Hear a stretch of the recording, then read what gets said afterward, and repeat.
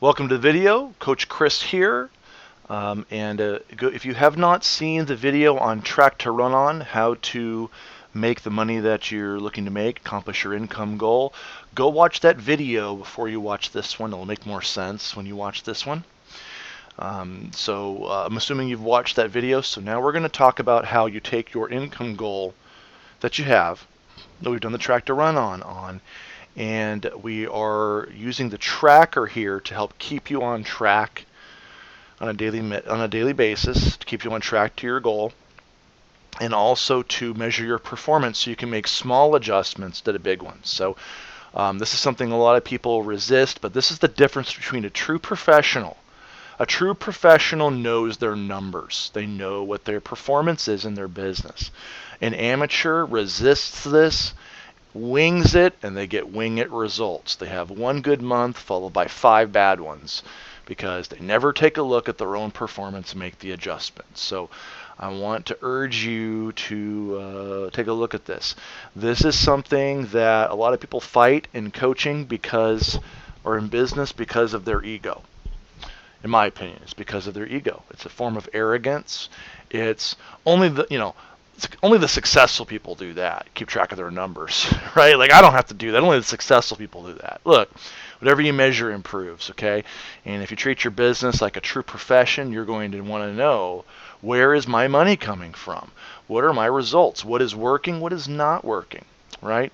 So I just want to give you this as something that if you're coaching with me and you're my client, you're welcome to send this to me every day, and I'll give you feedback on it and give you some laser coaching or acknowledge you for performing at a high level if you have. If you're falling short of the gap that your business requires to be successful, I will let you know that in a dignified way, of course, so you can make the adjustment while it's small and stay on track to increasing the odds as much as you can of accomplishing your income goals. And that's what this is. This is about making money. That is what this strategy is for. Okay? People who keep track, the best clients I've ever had to make the most money, they keep trackers. They send me their tracker. They let me know, here's what my numbers were for the day and the month. Okay? The ones that do not, they always get less results. But when I coach a client, or if you're working with another coach, like, I don't make people send me this. Okay, this is your business. It's not my business. I'm not going to make you do anything you don't want to do, right? But I do this. I recommend you do it because it will help you to see what is actually happening in your business, so you can adjust.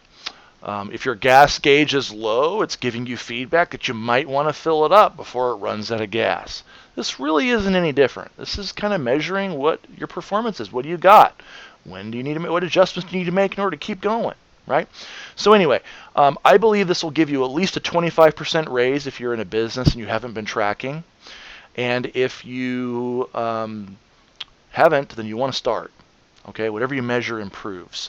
So I just want to point this out on that end. I've had a lot of people resist this over the years because their beliefs and their story is they don't like to look at where they fall short.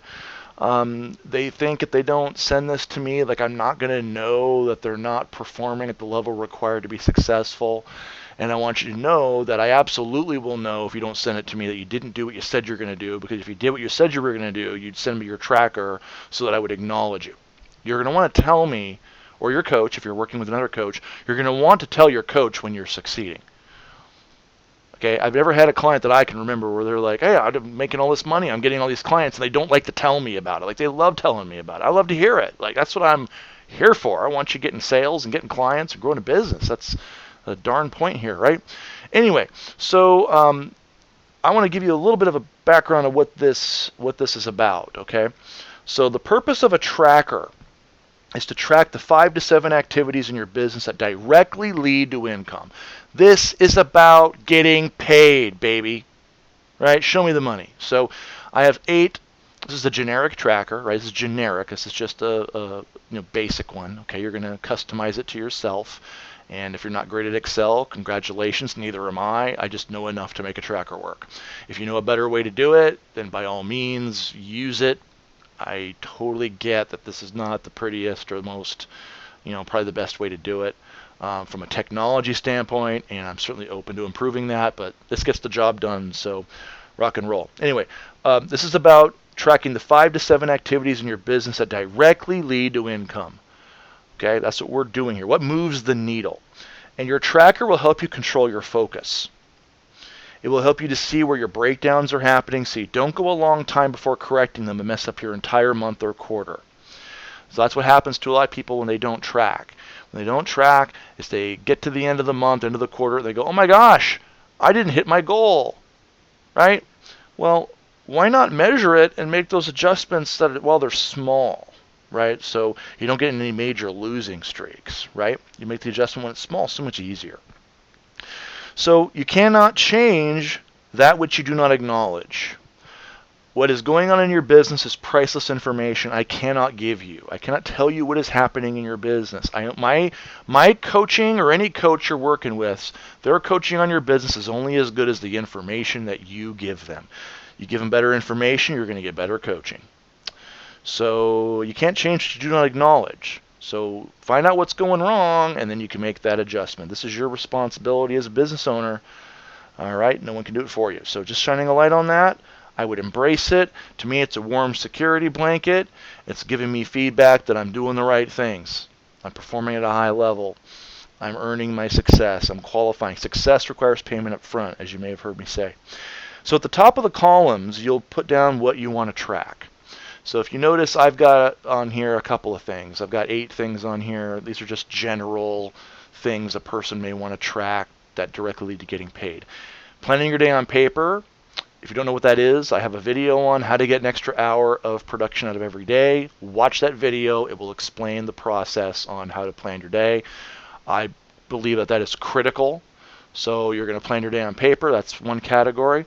Referrals is another category. My experience is if people don't track getting referrals, they don't get referrals.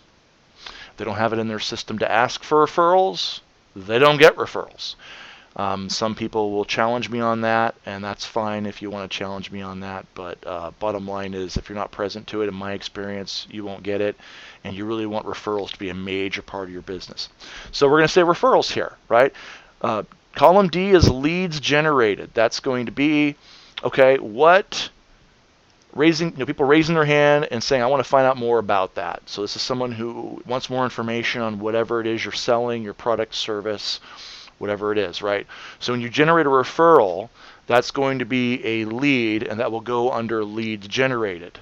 But a lead generated is not necessarily always a referral. So if I say, let's say 2 referrals, right, that's going to be 2 leads generated. But if I get 3 leads generated, that doesn't necessarily mean any of them are referrals. Just that hopefully makes sense to you. A referral is a lead, but a lead is not always a referral.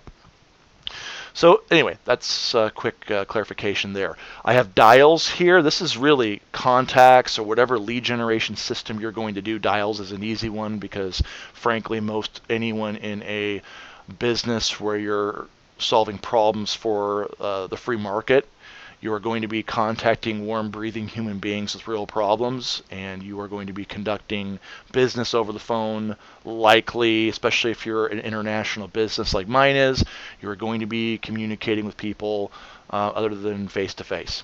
So contacts, dials, however, that's just one way of doing it. Eventually, I would add a column in here for each tactic in your lead generation system. If you don't know what I'm talking about, you can look at the lead generation worksheet video that will explain niching and all of those things. So go check out that video when you want clarification on what lead generation tactics to do. We're going to move on from that because we're not there yet. Okay, so this is dials or contacts, whatever you're doing to find warm breathing human beings. Okay, next one is appointment set. In any business, you're going to schedule sales presentations. That's what I typically mean by appointment set. Okay, they can be different. I'm just keeping this super generic for right now. If I'm coaching with you, we can talk about what your sales process is, your sales model. If it's more than one contact or just one, I don't want to go into that at the moment and confuse anybody. So appointment set or presentation set, sales presentation set, whatever you want to say here. And then this is appointment setting, G is appointment setting ran, appointments ran. That means that the appointment occurred. The sales presentation actually happened is what that means. That's when it means when I say ran.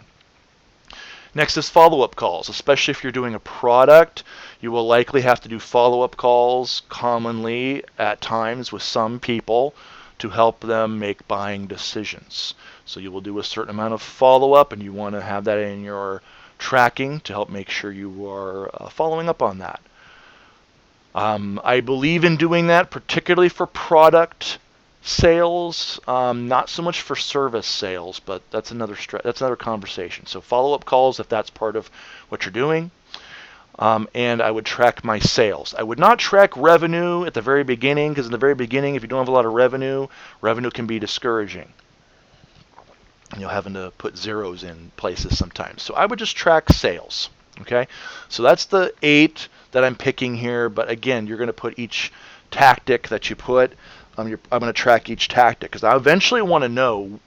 I want to be able to detail which tactics I use to generate leads and sales, because I want to make sure that I know what my return on investment is on each tactic that I do. Some tactics may have a return on investment of $25 an hour. Other tactics may have a return on investment of $325 an hour. If you lump them all together, you won't know which ones are working and which ones are pulling everything else down. Again, another reason why you keep track of your numbers, so you know where to put your energies. Okay? So, key component there, add columns for your tactics as you go along. And if you need my help with that, I can help you with that if you're using this and you're working with me. If not, then you can find someone who knows better about that and get that handled. Okay, so these are the 5 to 7 things, in this case 8, that directly lead to getting paid. I'm going to try to avoid tracking too many things. I'm going to track only things that directly lead to me getting paid. That's what you want to track.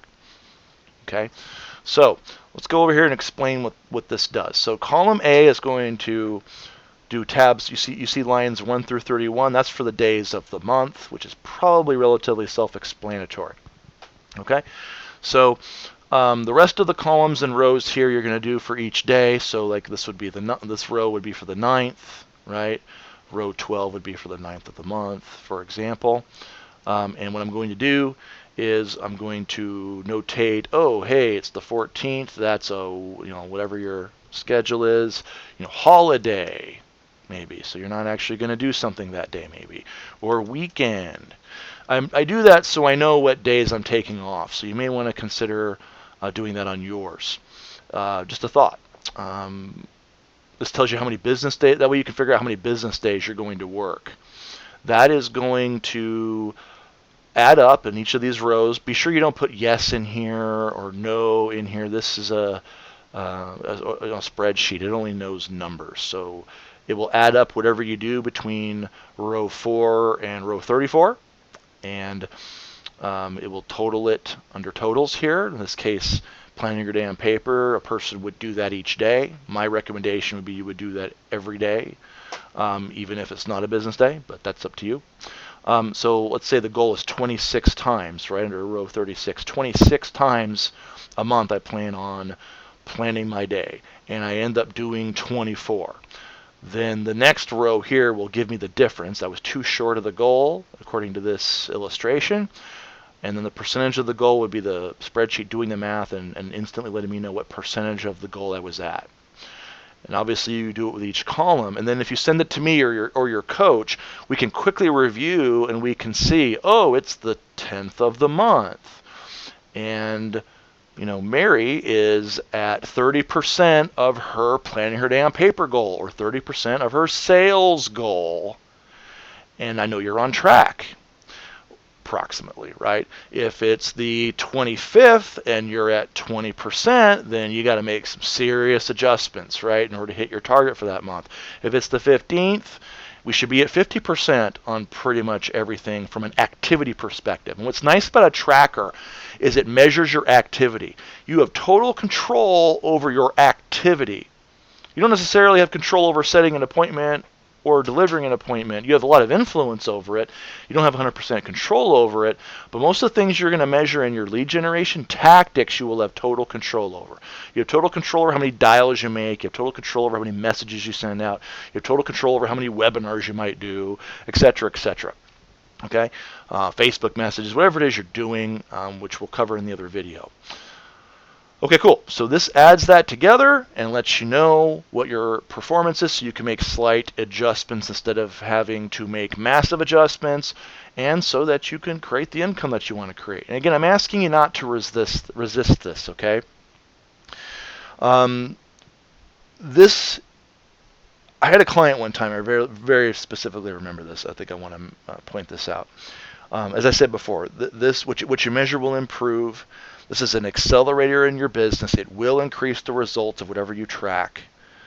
It doesn't take much time to do. I'm more than happy to give you this support. This is going to make you money. It will make tens of thousands of dollars difference in your income. I strongly believe that. I had a client one time. He resisted tracking. He resisted it, and he never sent me his tracker or anything like that, which is fine. I'm not, if you're coaching with me, like, I'm not your dad, I'm not your boss, okay? I got my own business. You have your own business. I'm just here to hold the mirror up and support you, right? I don't go chase people down.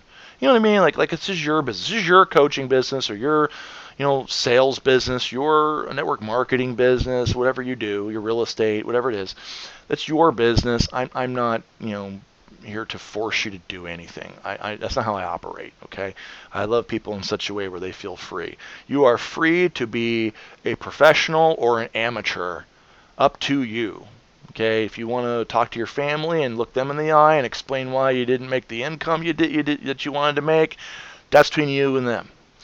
But I am here to shine the light on the gap between how you're currently performing and the level of performance your business requires to produce the results that you say that you want.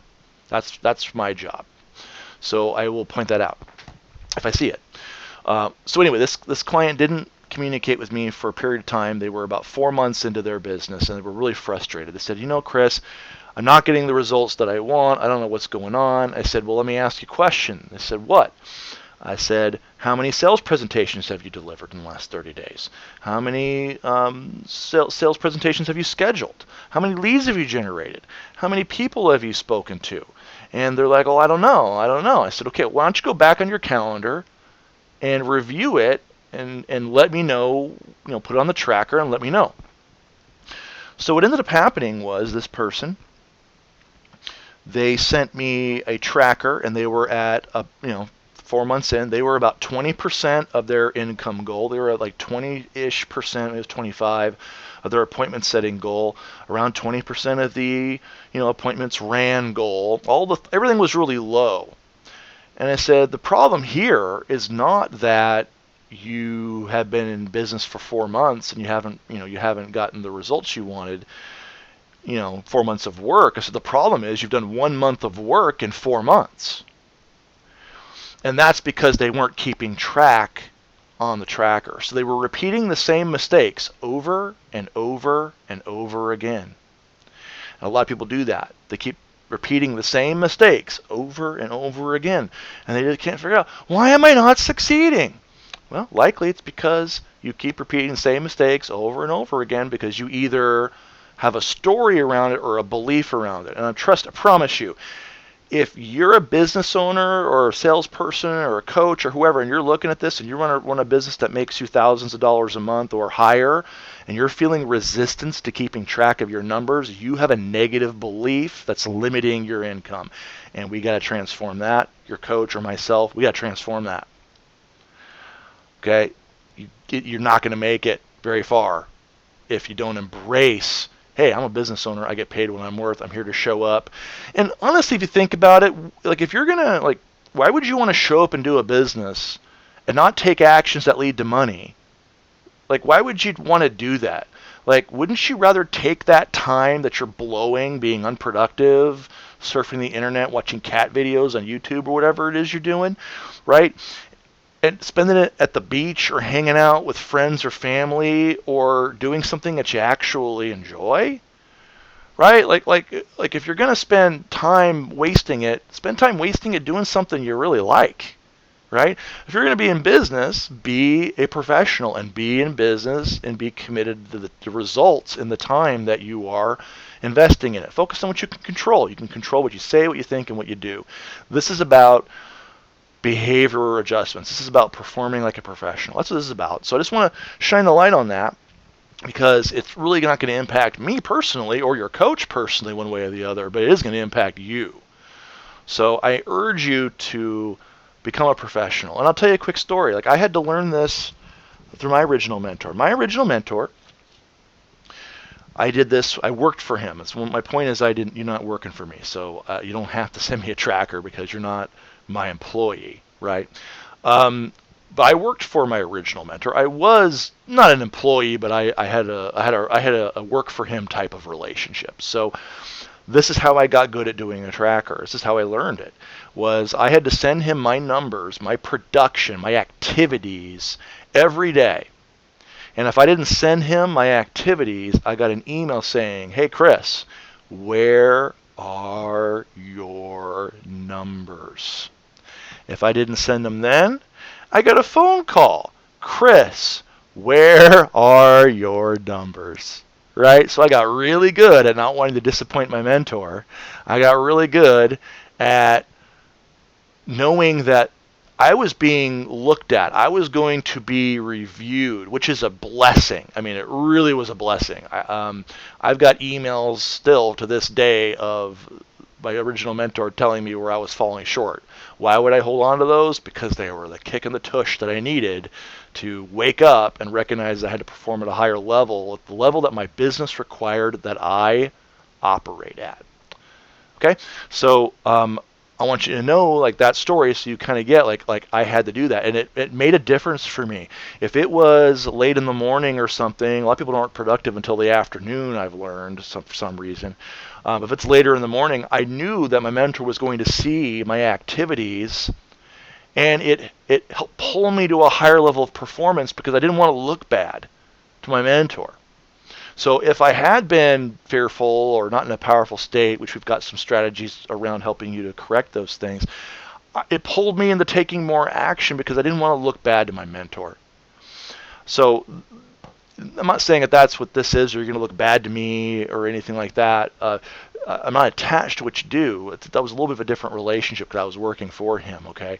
But what it will do is you will still have a leverage and a pull on you because you'll know, hey, my coach or my mentor, my leader is going to be looking at my activities and my performance. And we want to perform well, don't we? So that's a positive thing. It's a positive peer pressure, right? If we're hanging out with successful people, we're going to want to be more like them. So this is a basic fundamental of a professional, anyone who owns their own business.